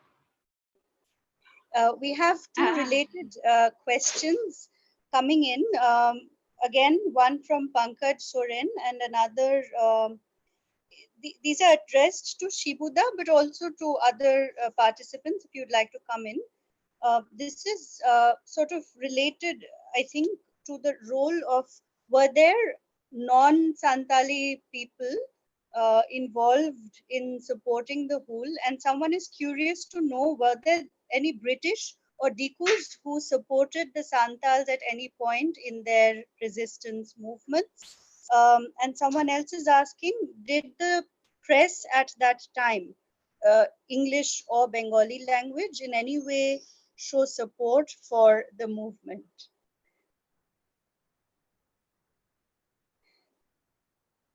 So I'll just repeat that. Was there any support from either the British or the Dikus as individuals, perhaps, at any point? Are there any records or apocryphal stories of that?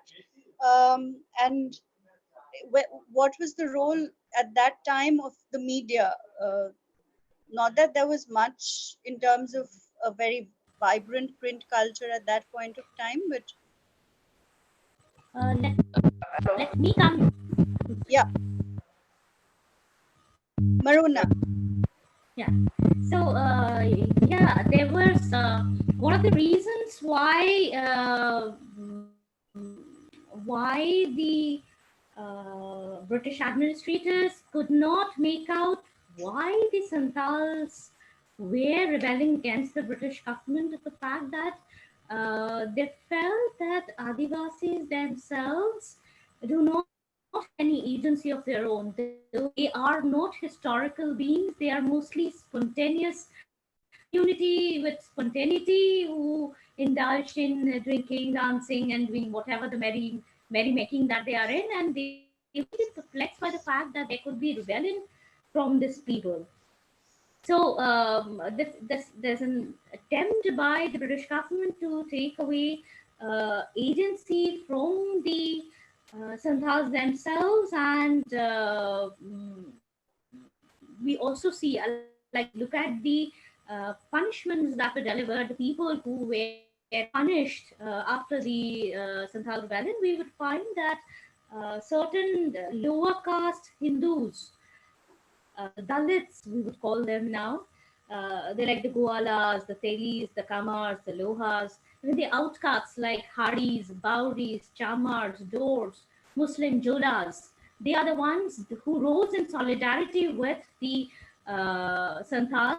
And Shanu, right at the beginning, when they declared the Hul, they said certain people are not to be, while they said the Mahajans and Zamindars, their houses, they're standing on the land, they could be burnt down, but there was a strict instruction that certain community should not be touched, and these lower castes and the Muslim Julas, they were asked not to be touched. So there was some degree of equality between lower castes, not the Southern Indians, but the lower castes and the Muslims and the Adivasis that we're looking forward to at this moment. There needs to be a collaboration between the Adivasi Bahujans, as we call them, and the Muslims and the Dalits, if we have to put up a strong resistance at this present moment. Yes, so those were the people who are there. As to the literature, there were certain literature for the Bengalis, but for the Bengalis, they were, I would start from Chandra. He look at the sort of nation that he was thinking about. The existence of the Santals in the first place was incongruous to the nation building that he was imagining in the notion of the nation. So there was a discomfiture amongst the Bengalis, and there are other writers. Even Tarak Shankar and all who come in later on. This much of romanticization with the primitive other had made one, because the Bengalis were trying to come to terms with the existence of Adivasis, the primitive within the present. And so what they tried to do is to glorify the Santal, something that we also get to see in Shotanjit Rai's films and all, the sort of glorified romanticization, this brave, brag people sort of a thing that was done. That's how they have been represented in literature. I know some of the literature that was written at the period, but then I think at the moment it's difficult to some Dulit Mohan Dotto, if I'm Loknath Dotto in 1923 had written. There are others, very few. Tarashankar, Arunad Bonu, and all these are there, but very few. But this was once again glorification of the Adivasi sort of a thing, the primitive other who we defied. Okay, thank you, Maroona.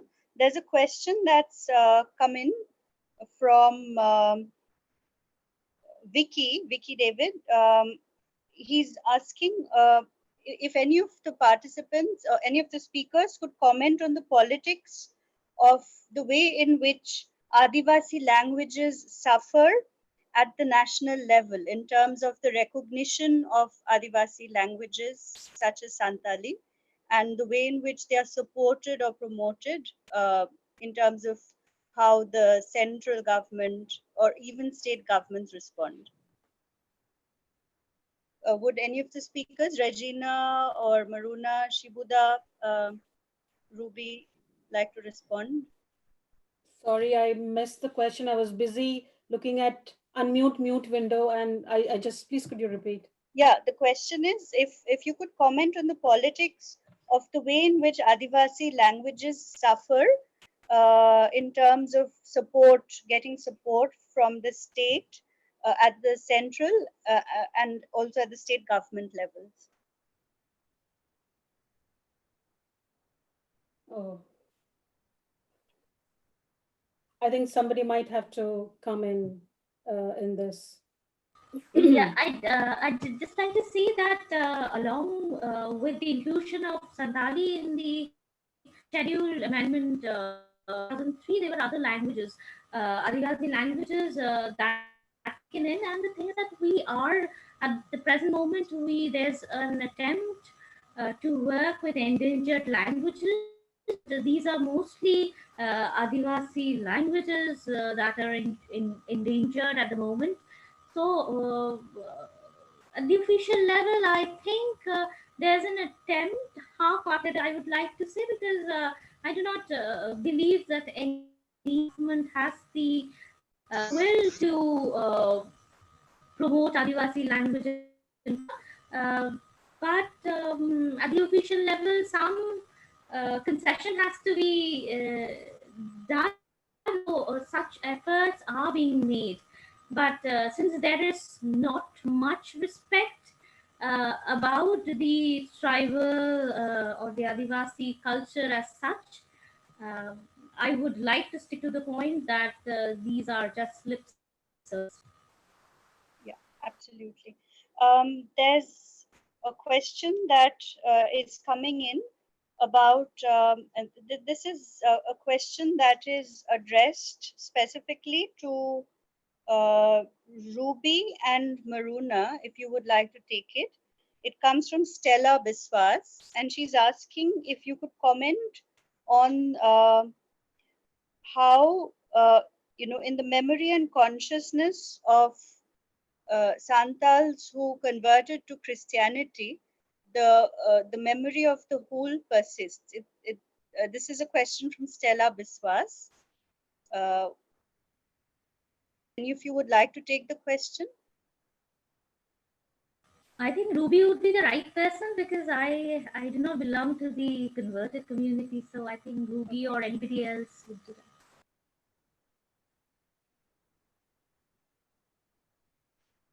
Ruby, are you there? Well, we'll keep that.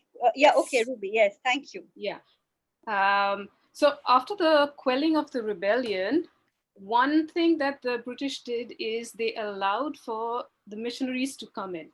And that is when the Scandinavian missionaries and all the Christian missionaries actually came in, because they probably thought that these heathens needed some kind of new religion to tame them. So there was this spiritual conquest that happened. But if you see that religion has only played one part of altering or adding to their identity. And when you look at the whole, it is something that is so ingrained in your Santal consciousness and being that you don't really separate religion from it. So no matter you are Christian or not, you do celebrate and you think of the whole.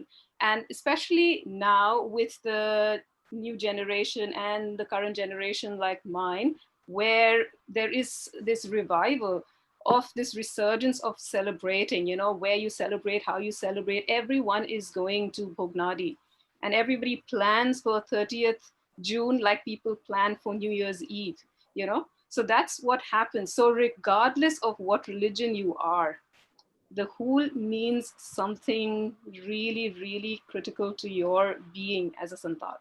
So I am a second generation Christian.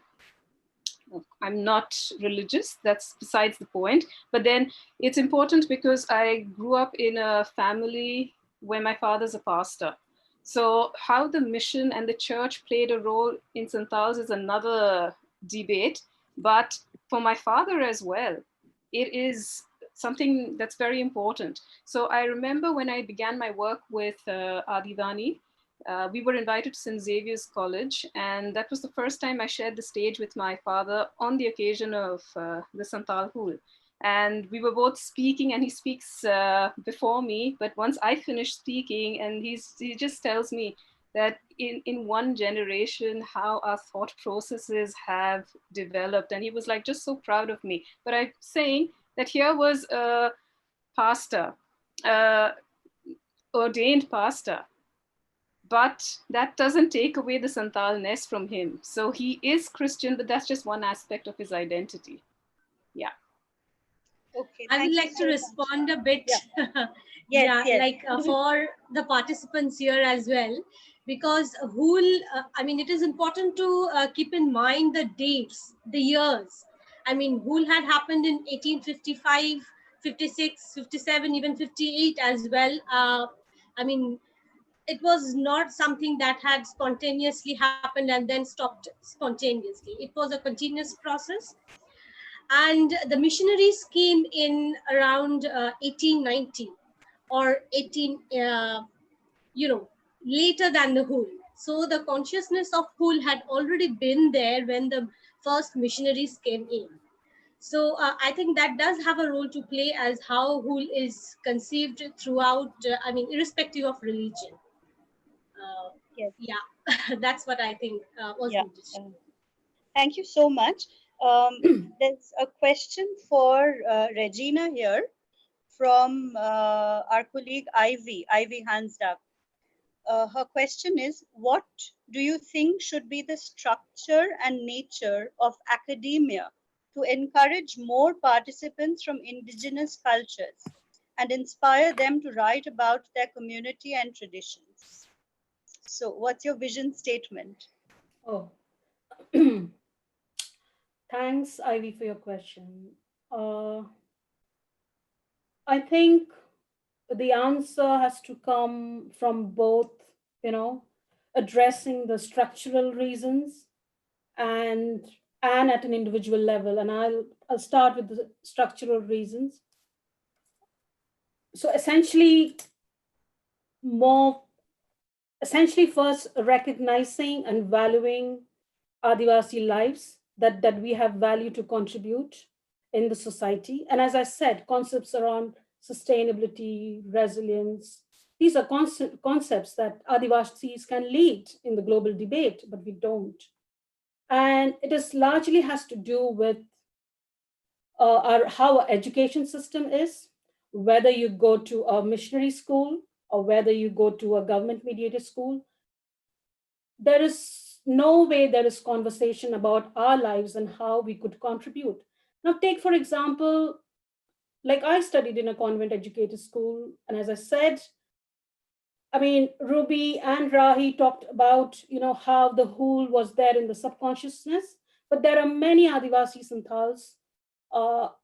It gets lost. The burden of carrying that memory is too much, especially when you're struggling to survive on an everyday basis, So for me, I mean, something which the missionaries did, it enabled me to have an education, but it also created narratives around inferiority, that how we do not engage and interact with Bidin, so-called Bidin people. I've been thinking, from the time I've been thinking about religion and knowledge, and I've been thinking about my own distant relatives who is married to a non-Christian, and it is so difficult to trace. So difficult to trace a non-Christian Santal. So there is a huge schism, a huge wedge, because our politics are so much similar, but because those conversations around resource politics hasn't happened. The Hindutva brigade has occupied the space, and we kind of participate in our own erasures and invisibility. Now I think I'm digressing, but coming back to the point about how can Adivasis get inspired to write about their own histories. The inspiration is not just about inspirations, it's about the enabling environment.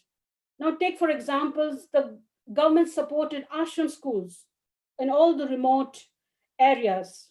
What are they teaching about? It's about standard curriculum by teachers who looked down upon Adivasi lives, who looked down upon their ways of being and existing, and the sense of inferiority complex builds in from very, very young, and that gets coupled with lack of financial support to study, and coming to a larger level, say in academia, it's again, as I mentioned, it's all about structures of funding, research, and how it enables certain identities to do. And as I said, this whole discourse around essentialism, critical distance, it limits, and somewhere those conversations have to happen. I think Ruby is here. She is one we really admire and adore for what she does. But we also know it's not easy for her to subsist and provide that leadership. And again, it comes back to the questions around structures of funding and support. So this is, I'm talking about the structural level. Now coming back to the individual level, Adivasi students from school to college to if they establish themselves in academia, always have to experience discriminations around their tribal identity. We all grow up with these narratives in the home where, not much has been written. I think Maroona has written recently a beautiful piece about her father. Thank you, Maroona. But it's still, many of us have to write those stories. We experience those structural racism, and much of it is mediated by individuals in those spaces that we interact. I think the onus also comes on people to not, around this whole reservation discourse, it is this whole reservation discourse where you're made to feel guilty about something that is your constitutional right. And I think the onus is both at the structural level and at the individual level to ensure that there is an enabling environment. And I would request those allies who support Adivasi lives and the ways of living to please be an advocate, not just in public spaces, but even in your homes when such discourses such discourses happen that undermine our lives and our ways of existing.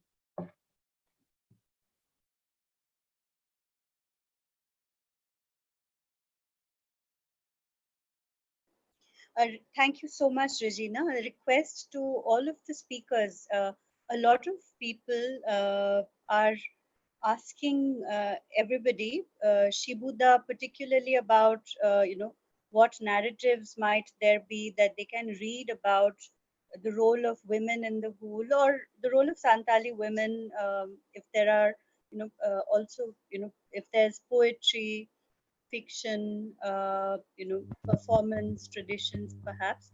So if the speakers and also Rahi has been sharing, for those of you who are listening in, Rahi has been already sending you lots of things to read, and she's constantly sharing even as we talk.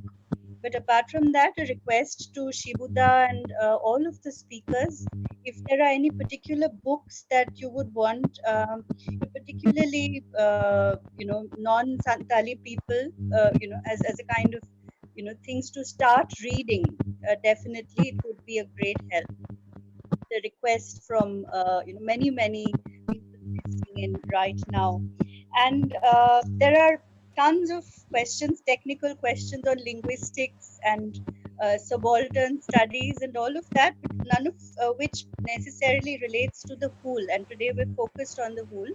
So I'd just like to conclude with one question that, in a sense, brings the panel full circle to the issue with which Shibuda had begun, which is about both about women and about oral tradition. So, can the oral tradition, or indeed other traditions which are non-written traditions, such as art, etc., be empowering for Santali women, women's roles in telling the story of the whole or subsequent resistance movements by Santali women, since the written records are very often biased, as Shibuda said, controlled often by Savarna upper caste writers. So, what would the speakers have to say about this? How would all of the non-written modes of representation, be empowering? Hello. Yes. Yeah. Do you hear me? Hello. Yes. Yes. Yeah. Oral tradition means there are so many Santali songs in which we can learn about the Santal whole. And many during the Santal whole, when we celebrate in various places uh, on 30th June, so we can learn. There are so many stories about Santal Hul and many songs where we uh, can learn about the Santal Hul. So mainly Santal traditional song, Dong or Lagre. There are many songs in our society. The Santal women, while working in the field or while coming back from the work, they are singing. They used to sing various type of song. So from this song and stories, when the grandfather or elderly people talk some stories to their grandsons or granddaughter, or in the stories, even in the various type of songs are there, where we can, the story of Santal Hul, not many written document are there, but from such type of song, this type of folklore, we can learn something about the Santal Hul or Santal Rebellion. So songs are very important, and also different types of stories uh, told by the Santal people. So this type of oral tradition, songs and story, folklore, and folk tales are very important for uh, this type of information, not concrete, historical, not correct, but some type of information we can get from this type of songs and stories, I think.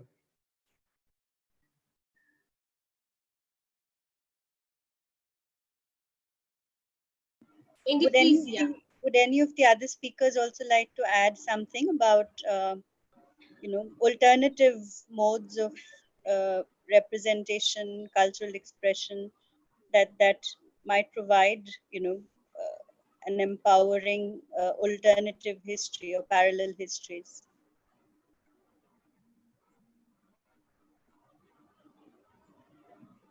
Ruby? Yeah. No, I think attempts are being made by youngsters to express what they feel about everything they are facing or reacting to in their own ways, you know. So a lot of people may think this is not valid or this is not authentic because it's not traditional. But then really, that's again a new kind of gatekeeping which can't happen. So you have people making videos or songs that may not have the best literary value, but then still that is them expressing themselves. So for example, I mean, you would have people probably singing and dancing to TikTok. I mean, like, not talking about the Hool, but trying to tell you about another oral tradition, which is the retelling of the Santal creation story. What happens is it is over 3 nights or so, okay, traditionally. And you have these Karam gurus, the knowledge keepers of this, who retell this from memory. But then you see how people are trying to incorporate modern ideas into this. So now suddenly you have stage shows that happen around the Karambinti, the retelling of the traditional Santal creation stories in the traditional way. But here they are modernizing it. So on this particular show that I saw, there was this backdrop of the Taj Mahal. So here we're talking about the Santals and we're talking about their creation story and their myths around the Karam tree, and in the background there is Taj Mahal. It makes no sense, but it doesn't really matter, you know. People are finding ways to express who they are, and we should just only be encouraging. So that's what I see happening with the Hool as well. So people are trying to make animations. You have a lot of artists now who bring out wonderful illustrations around this time. It's shared widely. People are creating songs, and it's just wonderful. So it may not be historical, like Shibuda says, you know, it may not be, but it doesn't matter. This is a response to how we remember, and we should be allowed to. It may be so embarrassing as well. A lot of people would say this is ridiculous and get upset about it, but that's really not the way one needs to react. So I can imagine that a lot of writing could come up. So for example, exactly what Shibuda said, but there hasn't been this concerted effort to record all of that. Like he said, it may not all make sense and may not really allude to history, but we need to document this. But if you look at all of us on this panel as well, and people assume because we speak English and all of that, you know, we are the elite of our societies, but it's not really true. And we all struggle with basic things like sustenance and really just paying rent and things like that for us to actually undertake this task. The will is there, we want to, you know, these are things all of us want to, there's so much we want to do, but then there are limitations of resources and things like that. Like now I think, oh my God, we need to record those songs before those people are gone. So just that. So there is one way in which Santals can respond, which is again, let's say, revisiting all the texts that exist, historical texts in the military archives, and maybe a kind of contemporizing or whatever, your understanding or response to it. The other one could be inspiration and just could be fiction out of it. And the third could be this very random, easy way of saying this means something to me. So it could be TikTok videos if it's not really banned by now. So that could happen, you know, but people are already doing this. YouTube is full of songs and dances and people expressing themselves about this. People remember differently. And we can't tell all Santals to be somber or just act in one way and behave in one way. That's not what we want. So that is who we are. And we just have to encourage each one. And yeah, let's do that. Rahi, you were saying something. I interrupted your flow of speech. Sorry. Okay, on that note, and indeed with Ruby rightly asserting the right of the Santali community to be complicated, right? That there should be no stereotyping, internal or from outside, and every individual has the right to represent their past, their present, and to imagine their futures in exactly the way they want to. So on that note, we now move to our, the woman whose energy and enthusiasm has really spearheaded this webinar and brought it to this concluding valedictory session, Rahi Soren. Rahi, from all of us, first of all, a big thank you for, sort of guiding us and showing us the way to and so, yeah, from all of us, Rahi, thank you. And would you like to do the valedictory proceedings? Thank you, Nilanjana Di. This really has been a very learning experience for all of us. I thank each one of the panelists here and yesterday as well. Thank you, Shibuda. Thank you, Regina, Maroona, Ruby, for joining us from taking out time from your busy schedule. And really, you have shown us how important it is to revisit and rewrite perhaps in your own way, and then represent as maybe an alternative history, or maybe we really need to look into more what we have also been trying to doing. This seminar is part of the project, as I had shared earlier as well, where I am trying to document and map the sort of stolen history that is embedded in our songs. So it's an endeavor where, very interestingly, the first recorded traditional Santali song that I found was in 1914. And I was thrilled. And this, very unfortunately, is at present in a museum in Paris, in the French Museum. So Delhi Museum has a copy of it, but the original one rests there. And this is just an example to let you know that there are so many such things.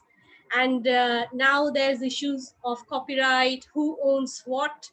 And so many of you must also know about the Boding Manuscripts, that Boding had lived almost 45 years here, collecting, documenting. Of course, he has done a terrific, wonderful job, but he had taken all the manuscript to Oslo in his last years, and it is now in Oslo. And they have digitized it, and most of it is available. I've been trying to share this to as many people. There comes the issue of accessibility as well. So, my point is, it is important for us, everyone of us, the participants especially. I'm just amazed how many people have turned up, and it's just wonderful. I would like to thank the participants for their patience hearing. And of course, if you have any questions, suggestions, if you have old Santali songs in your family, please share it with us. You know our mail ID, so you can, of course, please reach out. So this is our way of reaching out. So hopefully you will do too. I would like to thank RUSA, the funding body of my project, and School of Cultural Text and Records at Jadavpur University, who had allowed us to use their space, and YouTube live streaming so that more people can be accommodated. And of course, Jadavpur University, who has given us the platform. Nilanjana, it wouldn't have been possible without you. And here I would like to share a poster that many of you have already seen. Yeah, so this is the organizing team. Nilanjana Dev, she is the associate professor at the English department at Jadavpur University. Bishudip Chakraborty, he is a fellow at School of Cultural and Texts and Records at Jadavpur University. And I also thank Devaruti Chakraborty and Shantanu Maji, who teach at the Techno India University, both in the English department. So this has been a joint effort, a learning experience for us all. And I really hope this assertion and the way of resistance continues. And we hope to see each other together in different platforms from different times to come. Have I missed out anything, Nilanjana, please? No, as I said, we would also like to thank Rahi very much for tirelessly working on this. I remember one evening when she said, you know, within the space of 1 hour, I have emailed 599 people, and I said, "You're amazing, Rahi." I mean, that is, tremendous energy. So, I mean, Rahi really was the person who kept this going and inspired us all. So again, on behalf of all of us in the organizing committee, we'd like to thank you all for your time, for your support, and in solidarity. I wish you all that you stay safe and stay well. We live in a very strange world, a very difficult world, where old forms of prejudice are now also allying with newer forms of hatred, newer forms of bias and oppression, and it is time that we all come together in supporting each other's work, in standing by each other. Stay safe, everybody. Thank you so much. Kul Johar.